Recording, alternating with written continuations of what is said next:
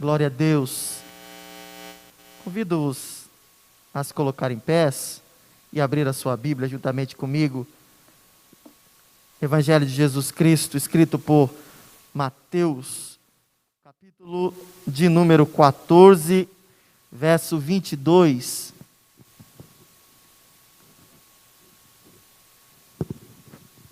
Um versículo muito conhecido também, muito ministrado. Eu queria falar a respeito dele a você, porque este texto, ele serve para que nós extraiamos dele muitas coisas para a nossa vida.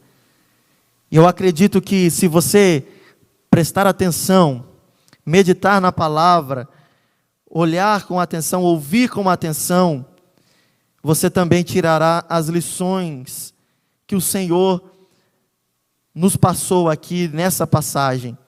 Diz assim a palavra de Deus: logo em seguida, ordenou Jesus que os seus discípulos entrassem no barco e fossem adiante para o outro lado, enquanto ele despedia a multidão.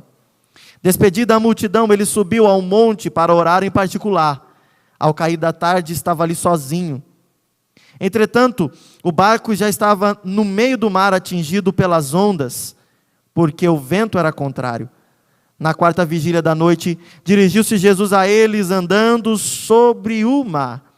Os discípulos, vendo-o caminhar sobre o mar, assustaram-se, dizendo: é um fantasma, e gritaram de medo. Jesus, porém, imediatamente lhes disse: coragem, sou eu, não tenham medo. Respondeu-lhe Pedro: Senhor, se és tu, manda-me ir ter contigo sobre as águas. E ele disse: vem. E Pedro, descendo do barco, andou sobre as águas para ir ter com Jesus. Mas observando o vento, teve medo e, começando a afundar, clamou: Senhor, salva-me.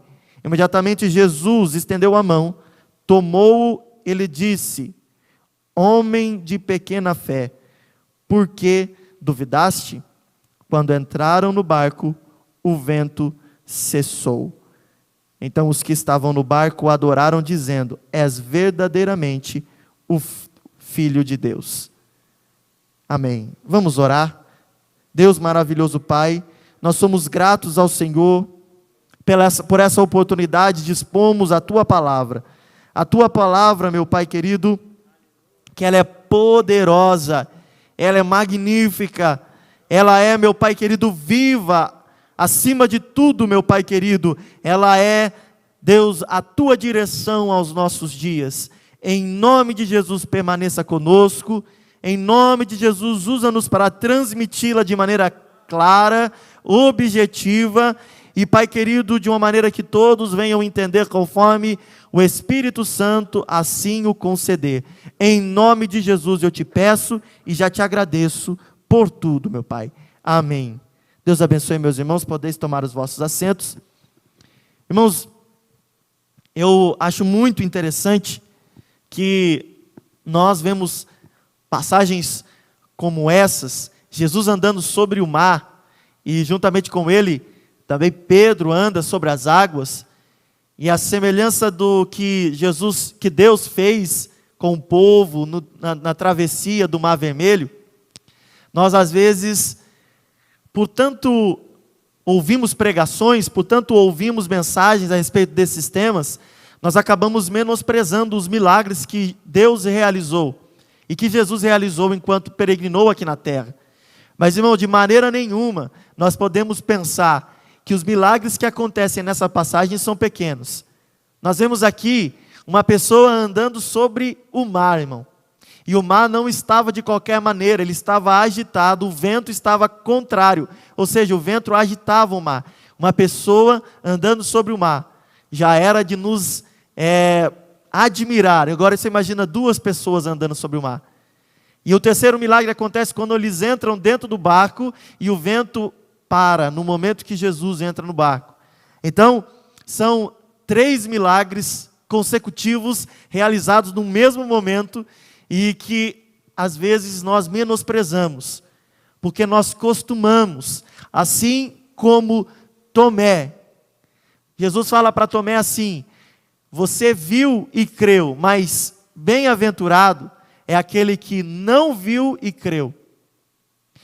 Demonstrando que crer não era uma questão de visão, mas crer era uma questão de confiança. Você confia naquilo que lhe é passado e não precisa ver para acreditar que aquilo é uma verdade. Então nós muitas vezes, o que nos falta para poder olhar esse texto e nos admirar com a grandeza de Jesus é justamente o que faltou a Tomé.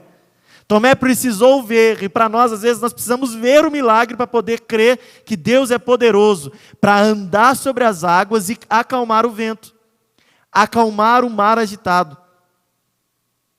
Nós ficamos duvidosos hoje se Deus ainda cura, se Deus ainda opera milagres, opera maravilhas. Nós ficamos duvidosos hoje porque a nossa fé é pequena. Nós somos, e nós criticamos muito Tomé, mas eu vou te dizer, nós somos uma geração de Tomé. Nós demoramos para acreditar. Quando vem o diagnóstico negativo, nós já logo nos desesperamos. Nós esquecemos que nós temos um Deus, que a última palavra, quem dá é Ele. A última palavra não é um diagnóstico, a última palavra não é um exame, a última palavra é do médico dos médicos, mas para que nós possamos receber isso dele, nós precisamos, acima de tudo, confiar, e a confiança é a base da nossa fé. Nós confiamos, mesmo sem ver. Nós confiamos em um Cristo que nasceu há mais de 2000 anos, e Ele pregou maravilhas que mudam a nossa vida, e por mudar a nossa vida, nós sabemos que, assim como esses discípulos disseram, verdadeiramente Ele foi o Filho de Deus, encarnado e que habitou entre nós, o Emanuel. Mas não é sobre isso que eu vou falar, eu quero dizer para você que este texto, irmãos, do começo ao fim, ele é como se Jesus estivesse compactado o Evangelho em alguns trechos da Bíblia, e esse trecho é um deles. Mateus foi muito feliz ao pormenorizar essa passagem, porque Marcos e João já não fazem da mesma forma, mas Mateus detalha isso. Eu acho interessante como os sinóticos são escritos, porque tem milagres que um evangelho deixa bem pormenorizado e tem outros que é mais resumido. Esse aqui, Mateus, ele vai dizer de maneira pormenorizada e começa falando uma coisa interessante. Nós vamos ver, já no começo de tudo, Jesus dando uma direção aos discípulos. Ele vai dizer, no primeiro versículo que nós lemos, ordenou Jesus que os discípulos entrassem no barco e fossem adiante para o outro lado. Para o outro lado. Jesus, irmãos, hoje nós vamos ministrar de uma maneira, trazendo essa passagem para a nossa realidade. Jesus, ele tem uma direção para mim e para você em todo o tempo da nossa vida. Em todo um momento, até nos momentos que você acredita que Deus não está te falando, Deus está em silêncio, Ele tem uma direção para que você siga, porque a palavra dEle é fiel, a palavra dEle é poderosa, e Ele já nos disse, e você pode abrir se você quiser, Salmo 48:14, vai dizer assim, porque este Deus é o nosso Deus para sempre, Ele será nosso guia até a morte.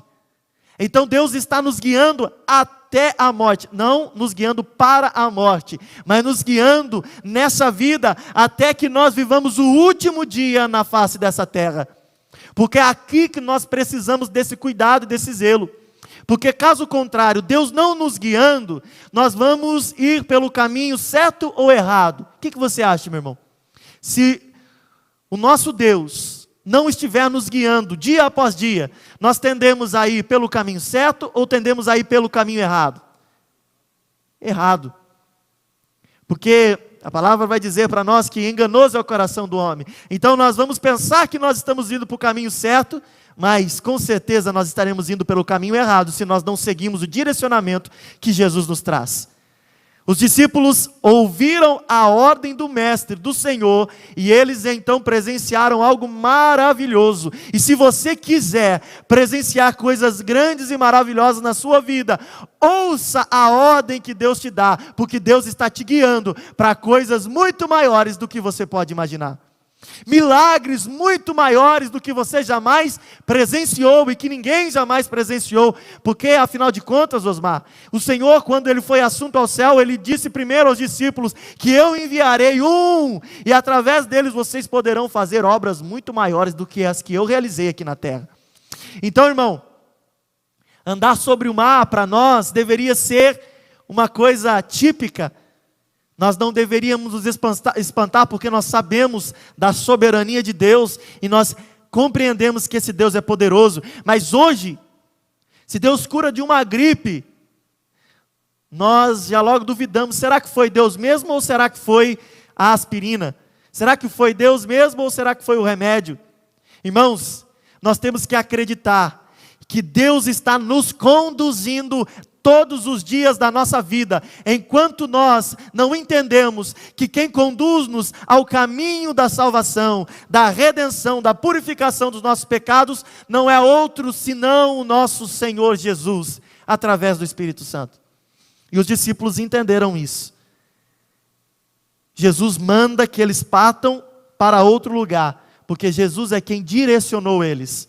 Jesus é quem deu a ordem, e eles seguiram a ordem na íntegra de Jesus. Jesus, ele nos conduz enquanto nós vivemos como nós vimos aqui, mas ele também nos conduz nos momentos que nós estamos em incerteza. Palavra de Deus, Isaías 42:16, diz assim: e guiarei os cegos pelo caminho que nunca conheceram, fá-los-ei caminhar pelas veredas que não conheceram. Tornarei as trevas em luz perante eles, e as coisas tortas farei direitas. Essas coisas lhes farei, e nunca os desampararei. Esse é o teu Deus. Esse é o teu maravilhoso condutor. No momento de incerteza, irmão, quer um momento de incerteza para a sua vida? Apaga a luz no meio da noite e tenta caminhar para um lugar que você não conhece. Como que você vai caminhar? Tateando assim, e ainda vai correr o risco de topar o dedinho no pé do sofá. Coisa terrível é isso. Então a gente vive num mundo de incerteza, obscuro pelas coisas que a vida nos apresenta, mas eu quero te dizer uma coisa: quando você estiver no momento de incerteza, o Senhor estará à tua frente, te conduzindo, abrindo a sua visão para que você possa ver o caminho que Ele tem preparado para você, endireitando os caminhos que parecem tortos, endireitando aquilo que não parece direito para você, para que você possa caminhar por caminhos planos. E sabe por que eu tenho certeza ao lhe falar isso?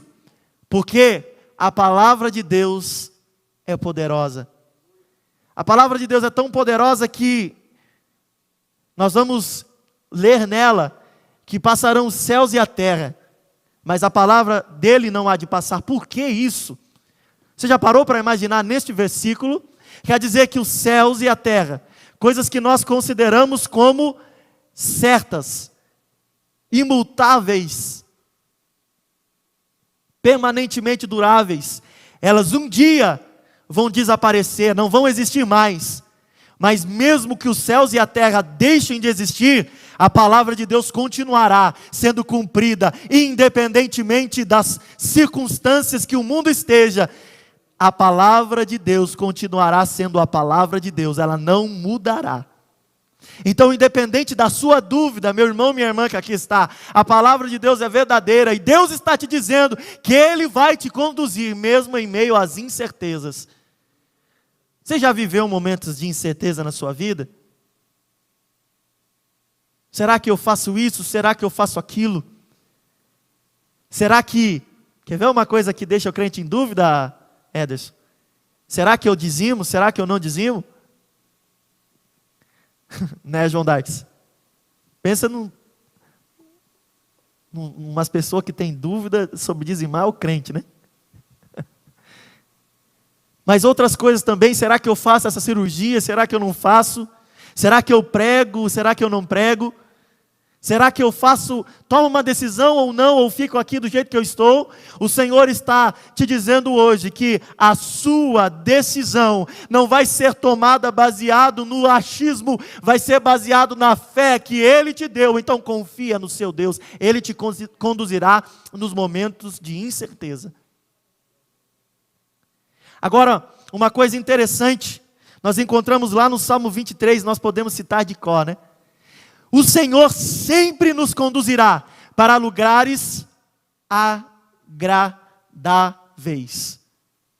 Nunca o caminho que Deus te está conduzindo, o fim dele vai ser pior do que o começo. Você pode, no percurso, falar assim, para onde que eu estou indo? Mas você pode ter certeza que o fim desse caminho é um caminho muito melhor do que o começo e o decorrer desse caminho, né, Lúcia? O que Jesus faz na sua vida é maravilhoso. O que ele fala lá no Salmo 23, no verso 2? Você já parou para imaginar? Deitar-me faz em verdes pastos, guia-me mansamente às águas tranquilas. Olha o lugar que o nosso Senhor está nos guiando, verdes pastos e águas tranquilas, é lugar onde você vai poder desfrutar das coisas maravilhosas que Ele preparou para nós. Então confia que o caminho que Deus está te conduzindo é pleno, maravilhoso e muito melhor do que você imagina. Não tenha dúvida, meu irmão, se caso tiver dúvida no teu coração, Deus está te conduzindo, é Deus que te tomou pela mão, você entregou o controle da situação para Ele, então o lugar onde você vai chegar é muito melhor do que o momento que você está vivendo. Aproveite a experiência, porque quando você chegar lá, você vai se surpreender com o que Deus tem para você. Outra coisa nós vamos ver logo nos versículos subsequentes, vai dizer que quando Jesus se despediu da multidão, Ele se retirou para orar.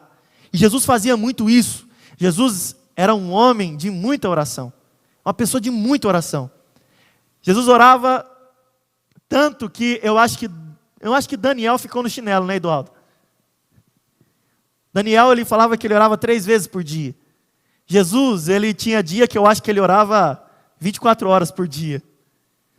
Afinal, eu não sei, eu não posso assegurar, mas eu acredito que durante os 40 dias no deserto, Jesus esteve jejuando e orando. Porque, irmão, para vencer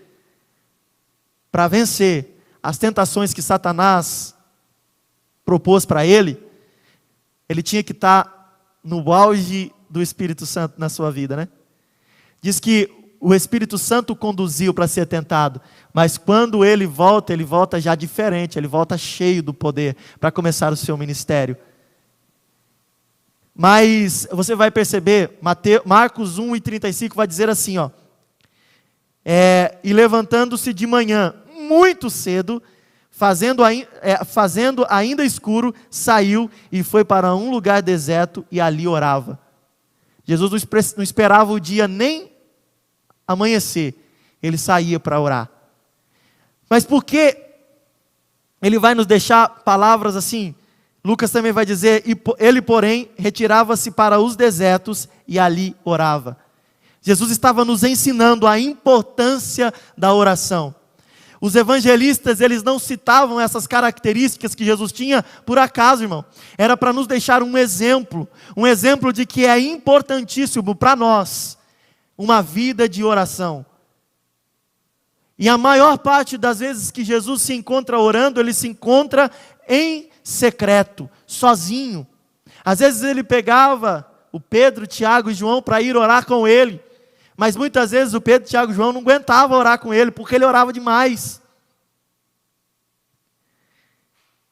Eles dormiam, mas o Senhor permanecia orando. Não importa o momento, ele estava aflito, ele estava orando. Ele estava alegre, ele estava orando, ele estava pensando em escolher os 12, ele antes orava. Antes de Jesus tomar uma decisão, ele orava. Você tem orado antes de tomar as suas decisões? Você tem orado a Deus antes de você começar a fazer alguma coisa? Nos momentos de angústia, você lembra de orar a Deus, ou você só resmunga e só reclama, falando que, Deus é injusto comigo, Deus não tem olhado para mim? Ore um pouco mais, aprenda com o Senhor Jesus, porque quando nós orarmos mais, irmãos, eu tenho certeza que nós teremos comunhão com o Pai, e tendo comunhão com o Pai fala conosco, porque o Pai fala com o Filho. O Pai tem comunhão com o Filho, Ele fala com o Filho, de uma maneira que o Filho vai entender. Nós temos que orar, aprender com Jesus esse princípio. No próximo versículo, um pouquinho mais adiante, nós vamos ver, no versículo de número,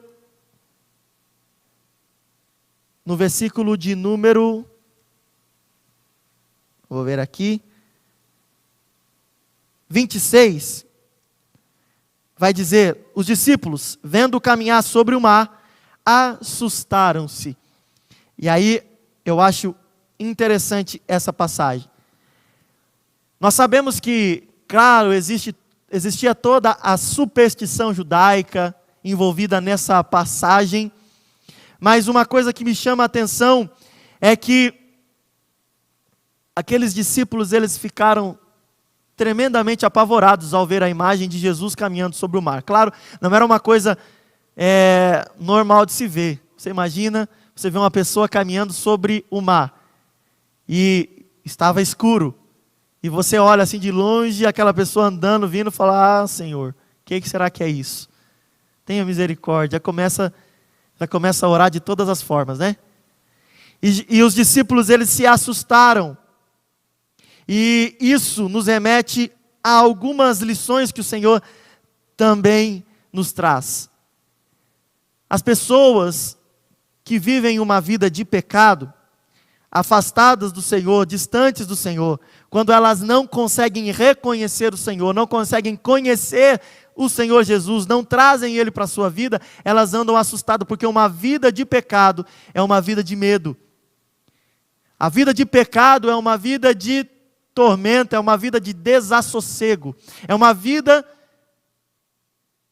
sem paz.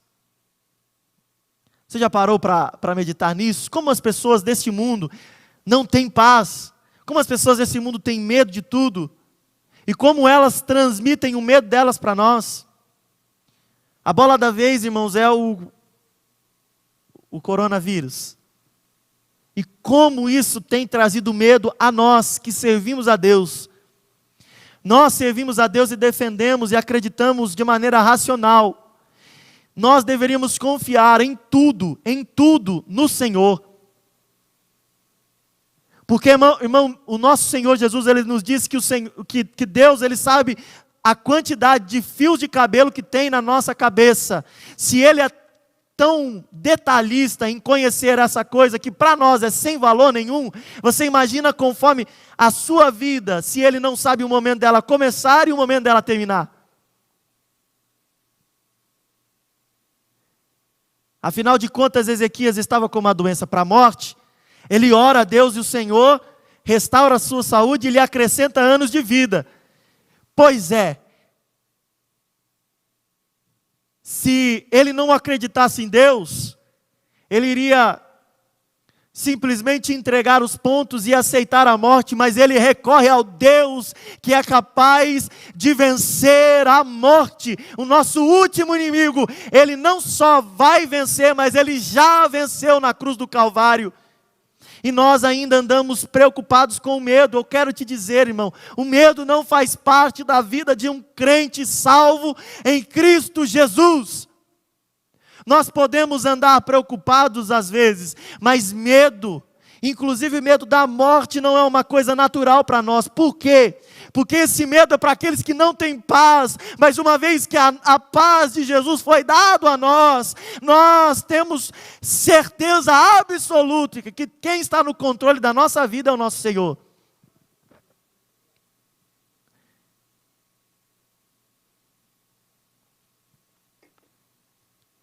Eu acho difícil para nós falarmos que Deus opera milagres e maravilhas, mas nós ficamos ainda com medo do dia de amanhã. O Senhor nos falou para deixarmos de nos preocupar com o dia de amanhã, porque basta cada dia o seu mal, não é assim que Ele fala, Osmar? Só que Ele fala também que o Senhor nos ama muito mais que as aves do céu e os lírios do campo, né, João Darks? A ponto de nos falar para que nós deixemos as nossas preocupações de lado e nos preocupemos com aquilo que é dele. Por que nós temos andado tão ansiosos? Será que essa ansiedade é uma falta de confiança no nosso Deus? Talvez uma falta de propósito, nós ainda não descobrimos o nosso propósito na terra.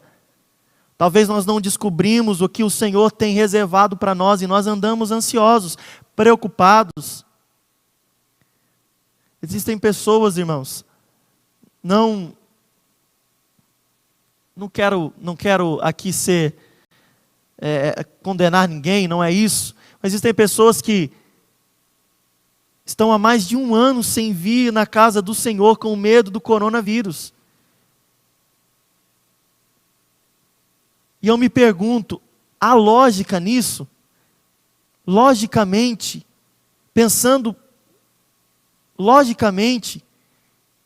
esse pensamento é um pensamento muito preocupante. Logicamente. Agora, espiritualmente falando, é mais preocupante ainda. Quer dizer que a pessoa, ela acredita que Deus não é soberano para dizer um basta a esse vírus na vida dela. Ou não. Eu já mencionei aqui, inclusive está aqui hoje, o irmão José Carlos Jardim. Ele pregou o coronavírus. Pergunta para ele se ele parou de vir na casa do Senhor antes e depois. Não. Ele está aí servindo na igreja. E o Zé Carlos Jardim, irmão, se você conhecer ele, você fala assim, eu vou dividir um pouquinho da minha saúde com ele. Ele tem diabetes, né, Zé? Tem tanta coisa que eu não consigo nem enumerar. Mas olha aí, pegou o coronavírus e está aqui conosco, adorando o nome do Senhor.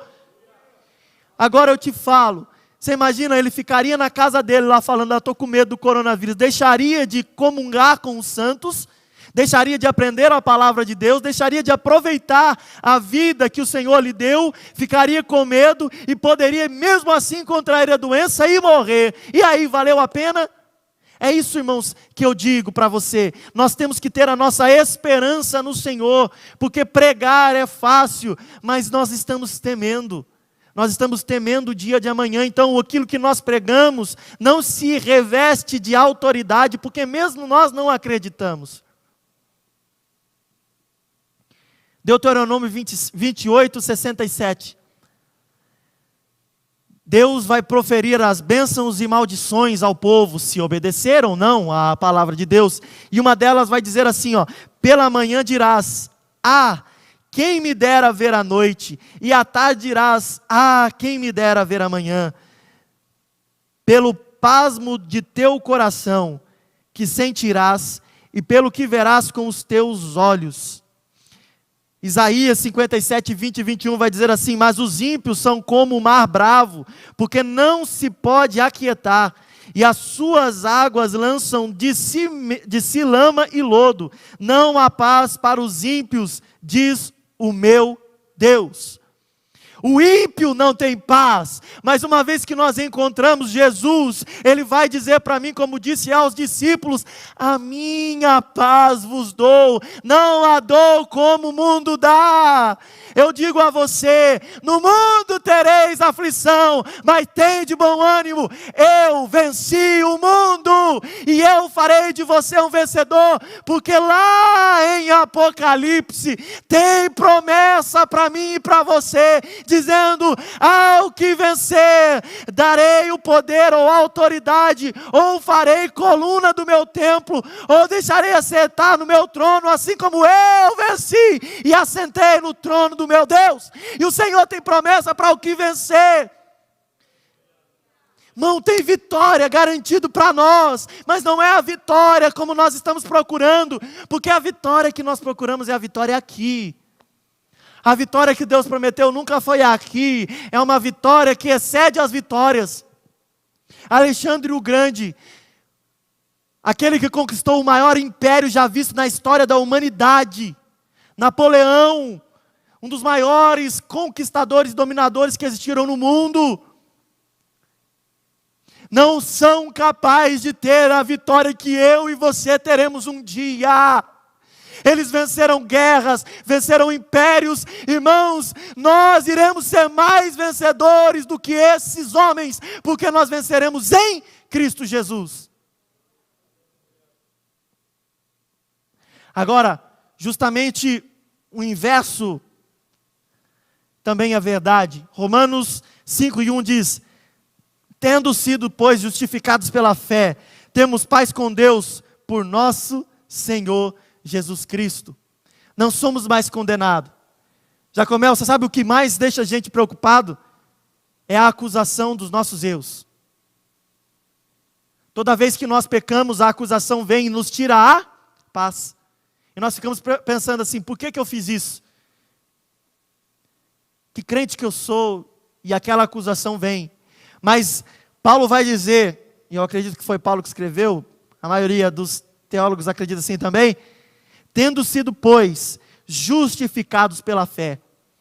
Diferente da salvação, que ela é posicional e progressiva, a justificação, irmão, ela não tem progressão, ela acontece uma vez. Quando você aceita Cristo, você é justificado dos seus pecados. Como que você aceita Cristo? Pela fé. Não tem outra forma de você aceitar a Cristo. Você crê nele, acredita nele e obedece os seus preceitos. Obedece o que ele manda.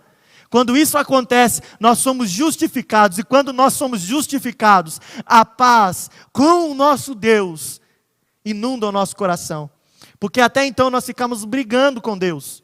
Brigando com Deus, porque o pecado que está em nós ofendia a imagem de Deus, e nós ficávamos degladiando com Deus. Mas quando nós aceitamos a Cristo, há uma anistia, não há mais guerra, mais paz entre nós e nosso Deus. E Ele vai falar assim, Jesus vai falar: por que vocês temem esses homens que são capazes apenas de tirar a sua vida, de matar o corpo? Temam a Deus, que além de matar o corpo, é capaz de lançar a alma nas profundezas do abismo.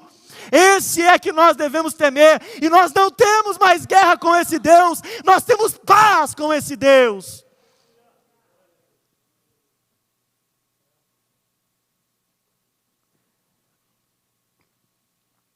E a passagem continua.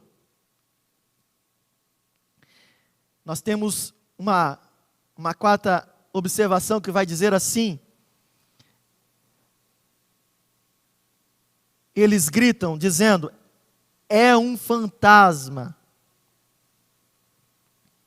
Pensando que Jesus era um fantasma. E gritaram com medo. Jesus, porém, lhes falou logo dizendo: tende bom ânimo. Como Jesus é maravilhoso, irmãos. No momento de turbulência, de medo, de caos, no momento em que eles estão mais atônitos ali, pensando que além do barco está tendo dificuldade no mar, ainda tem um fantasma vindo à direção deles. Mas eu acredito que no momento que eles escutam a voz, Pedro talvez não, né? Porque Pedro ainda duvida, fala assim: Senhor, se é o Senhor mesmo, manda-me ter contigo. Então ele duvida que é Jesus. Mas talvez os outros discípulos, Quando ele fala, a paz já começa a inundar o coração deles e fala assim: se o mestre está vindo, eu estou tranquilo. Se o mestre está vindo agora, não tem problema vento, não tem problema o barco ser pequeno, não tem problema o que for. Se o mestre está vindo, nós estamos tranquilos, sossegados, estamos salvos. E o que Jesus demonstra nesse momento é que Ele sempre está disposto a oferecer o amparo, o consolo para aqueles que estão vivendo na turbulência dessa vida. Sempre, irmãos, Deus vai estar à disposição para dizer para nós: tende bom ânimo, tende bom ânimo. Segundo Coríntios 1:3, bendito seja o Deus e Pai de nosso Senhor Jesus Cristo, o Pai das misericórdias e o Deus de toda a consolação. Esse é o nosso Deus, Pai das misericórdias. A misericórdia de Deus é tão maravilhosa que, além de se renovar todas as manhãs, ela é a causa de nós não sermos consumidos. Porque se nós fôssemos alvos da ira de Deus, e a palavra vai dizer, horrenda coisa é cair na mão de Deus vivo, se nós fôssemos alvos da ira de Deus, nós já não estaríamos mais aqui. Mas antes da ira de Deus nos atingir, tem uma parede chamada misericórdia. Quando a ira de Deus vem, ela bate nessa parede que impede que a ira nos sobrepuje, e nós vencemos, e nós estamos alegres, e nós continuamos servindo a Deus. Porque, irmão, nós deveríamos estar mortos e destruídos, mas a misericórdia de Deus é o que nos faz caminhar todos os dias, vencendo dia após dia, mesmo nós sendo pecadores. Mas, mesmo nós criticando Pedro ainda faz algumas coisas boas. Pedro demonstra fé ao pedir que o Senhor mande ter com ele. O Senhor, então, manda que ele venha e ele começa a caminhar. E eu quero dizer para você que a fé que Pedro sentia em Jesus, que Pedro depositava em Jesus, foi a fé que impediu ele de afundar. E essa mesma fé que Pedro sentia, depositava em Jesus, é a mesma fé que hoje nos impede também de afundar. Afundar, irmãos, no lamaçal do pecado. Afundar, irmão, na perdição deste mundo. Afundar nas armadilhas que Satanás tem colocado na nossa vida. Afundar, irmãos, no desespero. Afundar no pânico. Afundar, irmãos, numa vida de vícios e pecados. É a fé em Cristo que permite nos andar por cima de todas essas coisas e caminharmos em direção à salvação da nossa alma. É a fé nele. A fé que evitou Pedro de afundar. Você vai perceber que quando Pedro começa a titubear e duvidar, ele afunda. É a mesma coisa que acontece conosco. Quando nós começamos a duvidar de alguma coisa de Deus, nós começamos a afundar no pecado. Nós começamos a afundar em alguma coisa na nossa vida. Você já teve essa experiência? Quando nós começamos a nos afastar de Deus, a nossa vida espiritual começa a dissolver, ela começa a ruir, e nós nos vemos mais afastados de Deus e cada vez mais perdidos. E quanto mais perdidos, mais difícil é voltar para o caminho da salvação. Mais difícil é voltar para o caminho que Deus designou para nós. Mas Jesus manda-nos hoje ter fé nele. Fé nele, só nele, irmão. A fé não deve estar em Jair Messias Bolsonaro. A fé não deve estar em Luiz Inácio Lula da Silva. A fé não deve estar em Paulo Guedes. A fé não deve estar em Biden, em não sei quem. A fé deve estar em Cristo Jesus, nosso Senhor. Ele é quem nos impede de afundar. Você sabe quem vai te salvar no momento que você estiver aflito? É Jesus, não é o homem. Você sabe o que vai acontecer? Não estou jogando praga não, irmão.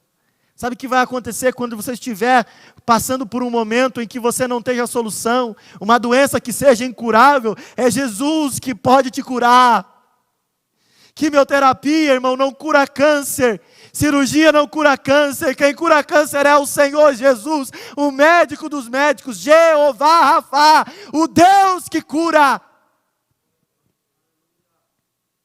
Quantas pessoas estão aqui e podem dizer que foram testemunhas de milagres em suas vidas? Tem alguém aqui que já foi curado por Jesus?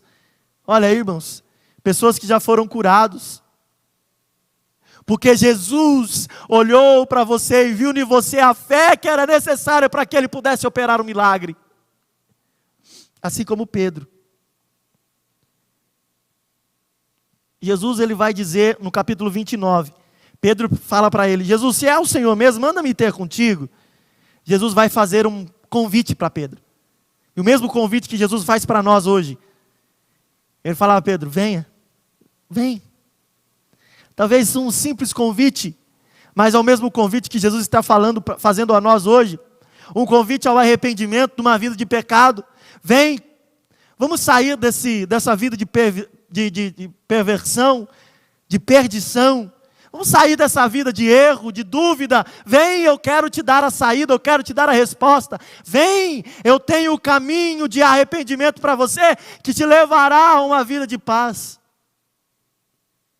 Jesus convida você a ir para um lugar de segurança. Vem, eu quero te dar segurança.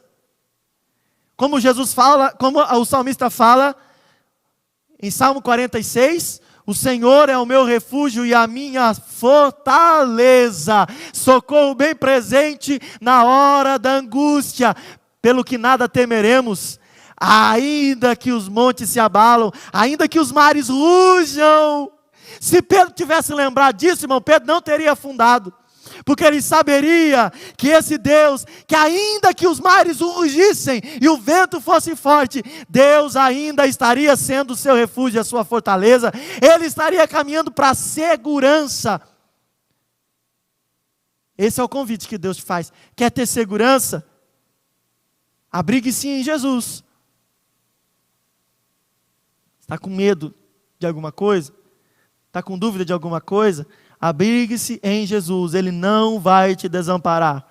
Como Ele disse para Jerusalém, Jesus disse: Jerusalém, Jerusalém, que mata os profetas, quantas vezes eu quis ajuntá-los debaixo das minhas asas, como a galinha faz com seus pintainhos. Jesus ainda continua falando: meu filho, vem aqui debaixo das minhas asas, aqui há proteção, aqui é lugar seguro, aqui há conforto, aqui é o calor do Pai, o calor que nos traz a vida, o calor que nos traz de novo a esperança de um novo dia. Só em Jesus, irmãos, não está em outra coisa. Só que Jesus ainda faz um outro convite, um terceiro convite, além de outros, mas esse é o terceiro. Jesus também chama você ao trabalho. O que ele fala? Rogue ao Pai que mande trabalhadores. Não é isso?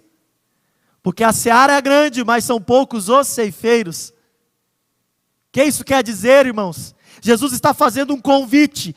Quem quer trabalhar, tem espaço, tem lugar, sempre vai ter lugar. E eu chamo, quem quer vir após mim, venha pronto para trabalhar, negue-se a si mesmo, tome a sua cruz e siga-me. Jesus chama-nos ao trabalho. Ao trabalho. Jesus não nos chamou para ficar sentado esperando. Ele fala: tome a sua cruz e siga-me. Eu sempre estarei à sua frente te conduzindo. Então vá à minha retaguarda que eu te conduzirei. Mas eu vou te conduzir a um lugar de trabalho. Afinal de contas, quando ele cria o homem para trabalhar. Tem muita pessoa que pensa que o trabalho é maldição. Não. A maldição que é lançada é sobre a terra para que ela produza abrolhos. Mas quando Jesus coloca o homem no jardim do Éden, ele fala assim: cultivar e guardar. Trabalho, irmão. Era para trabalhar. O homem era dinâmico, trabalhador. Por isso aquele que é preguiçoso, não gosta de trabalhar, não é de Deus. Tá? É filho de outra coisa, não é de Deus não. Porque Jesus vai dizer: o meu Pai trabalha até hoje, e eu também trabalho. Irmão, Deus está trabalhando até hoje em favor de mim e de você, para salvar a minha alma, para salvar a tua. Ele está enviando pregadores para salvar, para pregar o Evangelho. Ele está enviando pessoas para pregar. Ele está criando mecanismo para que a palavra de Deus chegue ao coração do pecador, para que ele possa se arrepender, alcançar a salvação e continuar o processo trabalhando também. O reino de Deus não é um reino de divisão, não é nem um reino de soma, eu diria, é um reino de multiplicação, onde eu pego para o Emerson pega para o Zaqueu pega para o Jorge pega para o Carlinho, e assim a gente vai, Carlos Gabriel. E nós vamos multiplicando aquilo que Deus confiou a nós. Por último, Jesus vai fazer uma última observação que eu quero trazer a vocês. Quando Pedro está afundando, irmão, versículo de número 30 vai dizer: mas observando o vento forte, teve medo e começando a afundar, clamou: Senhor, salva-me. Imediatamente, Jesus estendeu a mão, tomou e lhe disse: homem de pequena fé, por que duvidaste? Primeira coisa, irmão, seguir a Jesus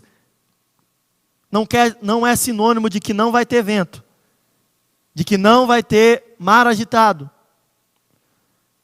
É sinônimo que você vai chegar a um destino que é bom, mas o caminho, ele muitas vezes vai te fazer pensar em desistir. O caminho, todo o caminho, lembra que ele falou? Que apertada é a porta e estreito é o caminho, ou estreita é a porta e apertada é o caminho. É porque realmente é um caminho que é difícil de ser trilhado. É um caminho que é difícil de ser percorrido.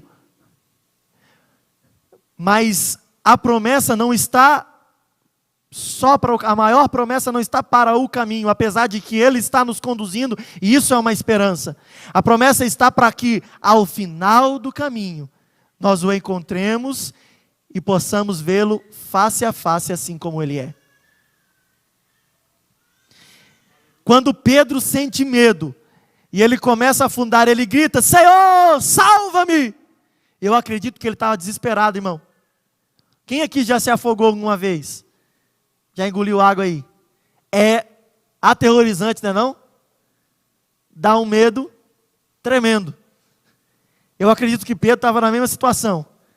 Estava afundando e estava totalmente abalado, perturbado com tudo que estava acontecendo. Ele grita para uma pessoa que ele tinha esperança que pudesse lhe salvar.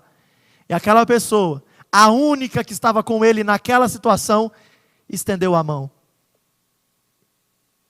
Jesus hoje, no momento de caos que você está vivendo, e perturbação de medo, Ele estende a tua mão e fala: eu ainda continuo contigo. Eu ainda estou contigo. Isaías 41:10. Não temas, porque eu sou contigo. Não te assombres, porque eu sou teu Deus. Eu te fortaleço e te ajudo e te sustento com a destra da minha justiça. Que promessa maravilhosa, irmão. Ele manda a gente não temer, não desanimar, não se espantar, porque Ele continua conosco todos os dias. Ele não nos desamparou, Ele está nos conduzindo. Então confia que a única esperança que você tem está com você todos os dias, até a consumação dos séculos. E eis que estarei convosco até a consumação dos séculos. Esse Deus é maravilhoso. Vale a pena depositar a nossa confiança nele. Eu quero te dizer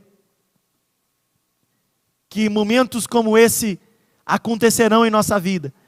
Momentos em que nós começaremos, todos animados. Estou vivendo um milagre. Pai, Deus abriu uma porta para mim de emprego. Estou faceiro. Glória a Deus, aleluia. Evangelizei, 3 almas aceitaram Jesus. Preguei e as pessoas começaram a receber o poder de Deus. Deus está me abençoando. Na minha empresa eu só prospero. Cada dia está melhor e tal. Mas haverão momentos que o vento vai bater e vão te deixar com medo. vão te deixar assim com uma incerteza, porque é da vida. O Senhor já disse isso.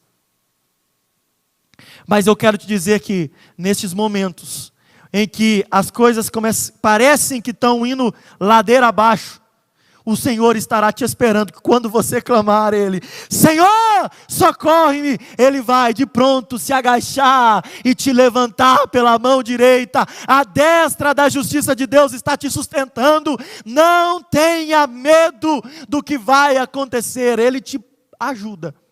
Ele te ajuda. Deus está com você. Deus continua sendo o mesmo Deus. Como eu disse no começo, passará os céus e a terra, mas a palavra dele não há de passar. Você viu quantos versículos nós citamos aqui? Comprovando aquilo que nós estamos dizendo é a palavra de Deus. Nada nesse episódio do que aconteceu, por mais que fosse inédito o milagre de caminhar sobre as águas, nada disso é uma coisa que a palavra de Deus já não asseguraria que poderia acontecer. Afinal, tudo que Jesus veio para fazer foi para cumprir a lei. Ele fala, não vim para abolir a lei, mas para cumpri-la. Ele veio para cumprir a palavra. Ele cumpriu até o final, irmão. Quando furaram o lado dele, aquilo ali é cumprimento da palavra. Quando não lhe quebraram as pernas, cumprimento da palavra. Quando ele grita ao Pai, está consumado, cumprimento da palavra. A palavra, quando ele vai dizer lá, quando Deus vai falar assim, da semente da mulher nascerá um, que esmagará a cabeça da serpente, e essa lhe ferirá o calcanhar. Já era o nosso Jesus começando a cumprir a salvação na nossa vida. Então desde o começo, o Senhor Jesus já estava cumprindo a palavra de Deus, e afinal de contas, Ele é o Logos de Deus, Ele é a palavra de Deus encarnada, Ele é o verbo de Deus, que se fez carne e habitou entre nós. Então Ele é o cumprimento de toda a palavra de Deus. Tudo se cumpriu nele. Tudo se cumpre nele. Então, se você tiver dúvida, aqui tem todas as respostas para todas as dúvidas que você tiver. E eu vou te dizer uma última palavra que Jesus também disse: e conhecereis a verdade vos...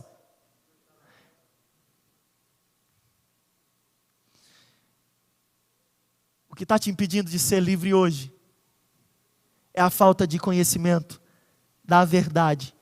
A verdade não é um livro, irmão. A verdade é uma pessoa. Porque eu sou o caminho, eu sou a verdade, eu sou a vida. A verdade, irmão, não é um livro que você compra numa livraria. A verdade é o próprio Deus encarnado que habitou entre nós. É Jesus Cristo que está conosco dia após dia. Ele é a verdade. Conheça Jesus. Ele deu a oportunidade, Ele se revelou a nós através da palavra dEle. Mas Ele pode se revelar a você hoje também, se você conhecer a verdade, se você buscar a verdade. Então não tenha medo, não tenha dúvida, o Senhor está com você. Amém? Vamos nos colocar em pés. Quero agradecer a Deus pela sua presença. Eu quero retificar talvez uma informação que nós promulgamos ou nós fizemos. Nós iríamos ter a nossa Santa Ceia neste final de semana, novamente,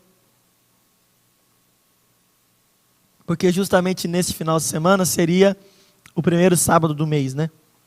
Então, nós não teremos a Santa Ceia mais. Nós decidimos ontem na nossa reunião de cooperadores, não será mais neste final de semana, mas será no próximo, né? Me ajuda aí no dia, gente. Sábado, passando nesse no outro. Dia 11? Dia 10? Isso, dia 10? Dia 10. Então a nossa ceia aqui na Central será no dia 10 de abril. Tá bom? Venha, participe, divulgue. Irmão, fale com as pessoas sobre a Santa Ceia. Porque a gente tem como avisar, mas eu tenho algumas pessoas que a gente avisa pelo WhatsApp E elas ligam ainda perguntando a mesma aviso que a gente deu. Então, espalhe. Fale com os outros. Você viu alguém e falou, ó, dia 10, sábado que vem, vai ter Santa Ceia. Vamos lá, vamos participar, porque é um ato de comunhão que a igreja tem. É a maneira mais fácil de você começar a pregar o evangelho. É só você dar o aviso que vai ter culto. Aqui a pessoa vem, ouve a palavra e é transformada. Se você não consegue pregar, né, Osmar? É fácil, simples, né? A gente convida as pessoas para tanta coisa, né? Ah, vai ter um curso lá, não sei aonde. Vamos lá, vamos aprender. Não tem coragem de convidar os irmãos para vir na igreja. Mas vamos fazer isso. Mesmo que a pessoa não venha, você fez a sua parte e Deus se agrada disso. Eu quero agradecer vocês. Então, nesse final de semana, no sábado agora, vai ser culto com Rosa de Saron. Tá? Vai haver um culto aqui com Rosa de Saron. Domingo, escola dominical pela manhã. E domingo à noite não, né? Final da tarde, no cair da tarde, às 18h30, nós teremos aqui um culto em que nós estaremos ministrando sobre um pouquinho sobre a Páscoa, né? Porque domingo é Páscoa. E venha para que o Senhor possa falar com você e nós possamos tratar desse assunto maravilhoso que é a Páscoa, né? Vamos agradecer a Deus. Deus, eu te agradeço, louvo ao Senhor. Peço que o Senhor fique com cada um dos meus irmãos e irmãs que aqui estão. Pai querido, existem pessoas, irmãos nossos que estão enfermos. Pai querido, a saber, a irmã Judite, o irmão Ozenir, meu Pai querido, tantos outros que estão passando por situações difíceis. Eu peço que o Senhor venha restaurar a saúde, venha trazer libertação de todo mal e venha, meu Pai querido, fazer um milagre na vida dos teus filhos. Em nome de Jesus é que eu te peço e já te agradeço.